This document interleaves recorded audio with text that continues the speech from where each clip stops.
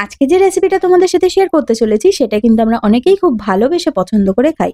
আবার অনেকেই আছি যারা পছন্দ করা সত্ত্বেও এই জিনিসটা খেতে কিন্তু ভয় পাই বলে আর খাওয়া হয়ে ওঠে না। আর ভয়টা হলো গলা চুলকোনোর ভয়।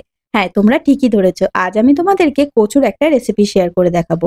আর এই কচুটা হলো মানকচু। এখানে আমি দেখো এই যে কচুটাকে ভালো করে কেটে ধুয়ে রেখেছি। আর এই কচুটা হলো আমাদের বাড়ির গাছের কচু। আর এই কচুটা আজ আমি তোমাদেরকে বাটা করে দেখাবো একদম সম্পূর্ণ নিরামিষ পদ্ধতিতে।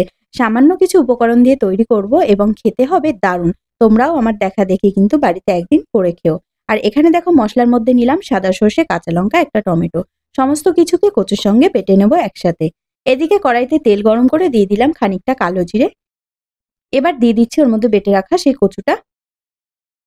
এবার সমস্ত কিছুকে খুব ভালো করে মিশিয়ে নেব।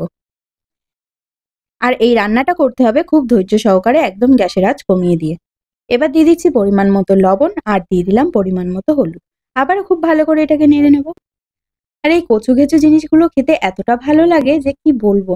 আমরা যারা এই সমস্ত জিনিসগুলো খাই তারা অবশ্যই জানবে যে কতটা সুন্দর লাগে এই সমস্ত জিনিসগুলো খেতে।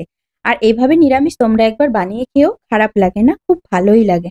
আমি বাড়িতে মাত্র একদিন বানিয়েছিলাম, তো দেখলাম ভালো হয়েছে, তাই আজ আবার যখন বানাচ্ছি তখন ভাবলাম তোমাদের সাথেও রেসিপিটা একটু শেয়ার করে নিই। তো দেখো আমি এবার এখানে দিয়েছি হালকা করে একটুখানি চিনি। আবার সমস্ত কিছু মিশিয়ে নিচ্ছি আর জলটা কিন্তু একদম শুকিয়ে গেছে। এবার আমি কচুটাকে নামিয়ে নেব। তো আমার এই রেসিপি আজকে তোমাদের কেমন লাগলো অবশ্যই কিন্তু আমাকে কমেন্টে জানিও। আর এভাবে কারা আগে বানিয়েছো আমাকে সেটাও জানিও। আর ভালো লাগলে প্লিজ একটা লাইক করে দিও। আর যারা এখনো আমার চ্যানেল সাবস্ক্রাইব করেনি তারা প্লিজ আমার চ্যানেলটি সাবস্ক্রাইব করে আমার পাশে থেকো।